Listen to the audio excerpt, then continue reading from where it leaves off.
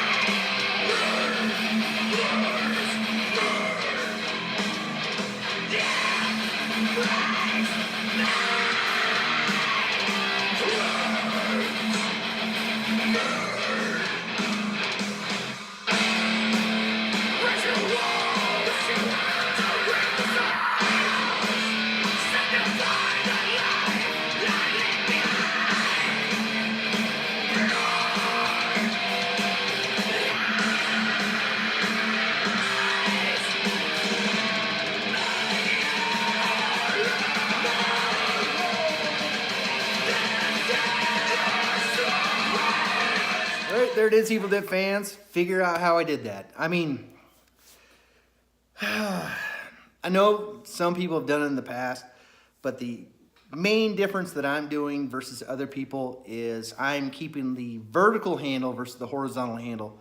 I know some people prefer the horizontal handle, and that's okay. But with me, I don't like it. I don't like the weight distribution. Some people do. But I will give you guys more updates on that. I mean, if you can seriously take a chainsaw body, I'll tell you how to take this apart real quick. Just real quick. Very simple. Once you take it out, take this piece off, there's going to be a bolt right here, There's another bolt on this back side. You actually got to hold it from both sides to get this sucker off. This bolt comes off before this one does on this side. If this one comes off before this one, you're going to have to vise this down because it is a set piece in there. It's a pressed piece. Your 4 bolts, you got to take off to separate 2 pieces. Right there, you can see the 4 bolts. And then also, there are 2 bolts inside of here. You can see them right there to pop this piece off. That's when you start to figure out where you're going to cut. And you have to figure out where you're going to mount it. I'm actually going to mount in the front and have the proper placement of the mounting holes. And I'm also going to have it on the bottom, as you saw in the video.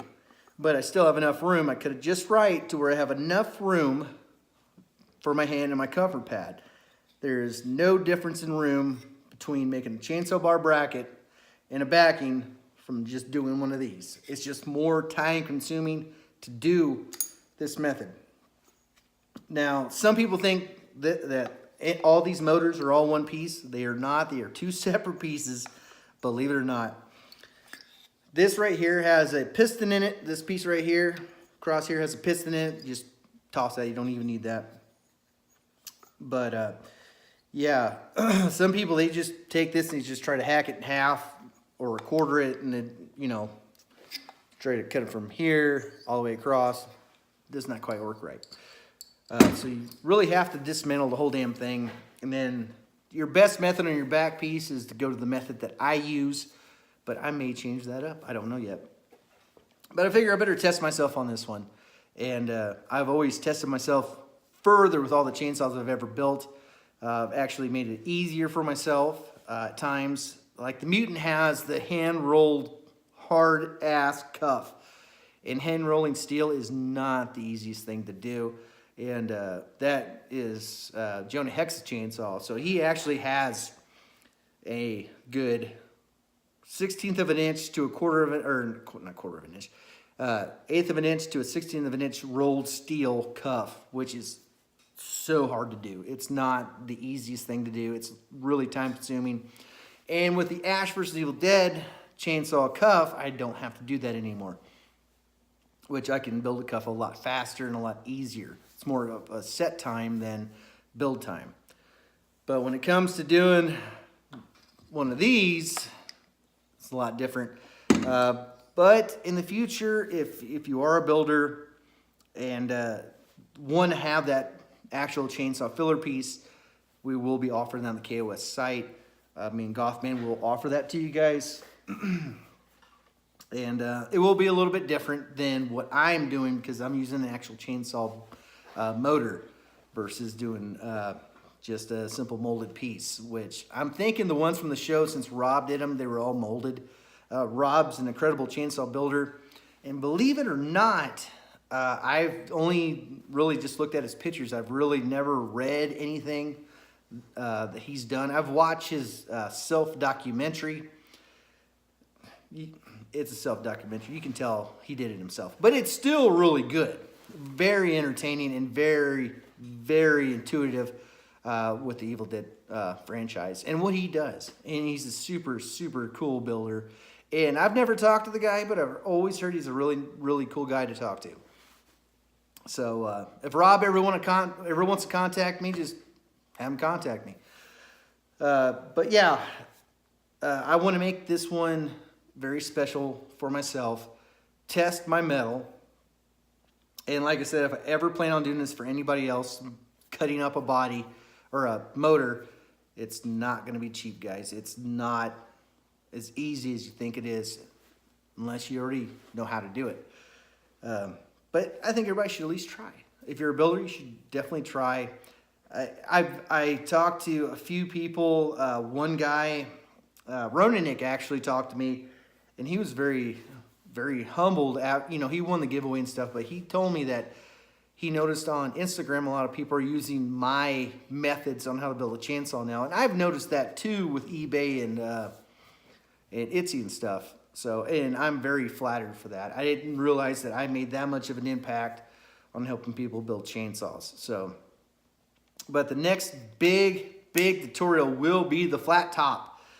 And I know one guy who really, really wants that flat top. Redneck, I know you want my flat top. We'll have to see. If I get rid of it, we'll see. Or I might just keep it around as kind of my standard for the flat top. I'm excited to do it, but at the same time, I need to fill up my position of having my own standard chainsaw. So this one, I'm going to name it. It's going to be the Ultra Standard, and it'll probably be the final chainsaw that I build for myself, unless somebody says I want it and they throw me a bunch of money for it. Then I'm gonna go, sure. Everything has a price, people. Everything has a price.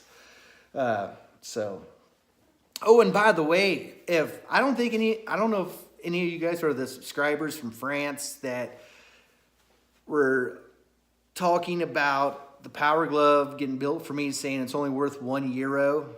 You guys can go suck a cock, because that son of a bitch is badass. Because somebody mentioned it as $1,000, and then, you know, they put down, if you're from France or something, don't get pissed at me, or from French Canada. I'm just going to do this, okay? Just one time, don't get pissed.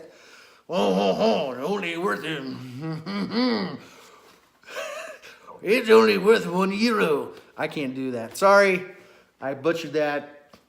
I have no problem with any nationality or anything, but that Power Glove's badass. Please, if you put it down, just keep it to yourself, because nobody can do one better.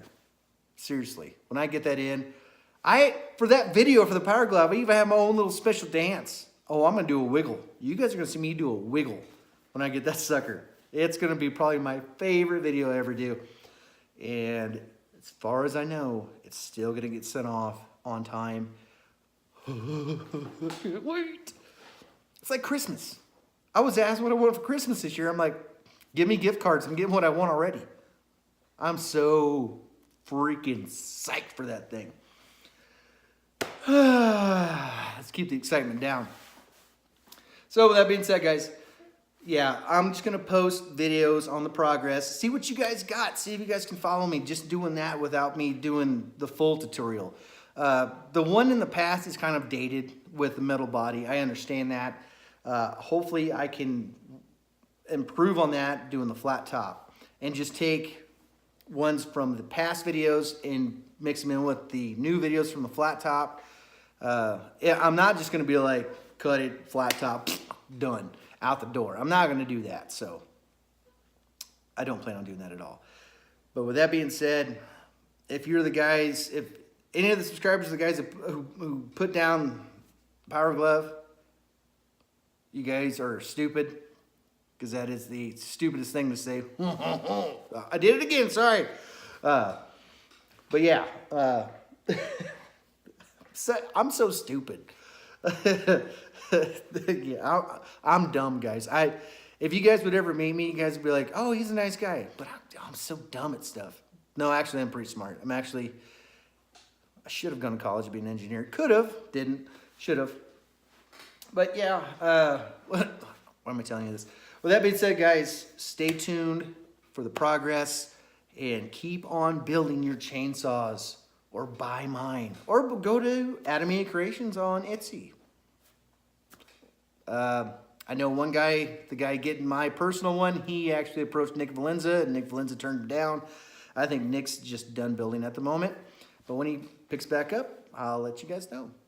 I've never talked to Nick. If Nick ever wants to contact me, Nick, just contact me. I don't mind. We can just chat, talk, bullshit.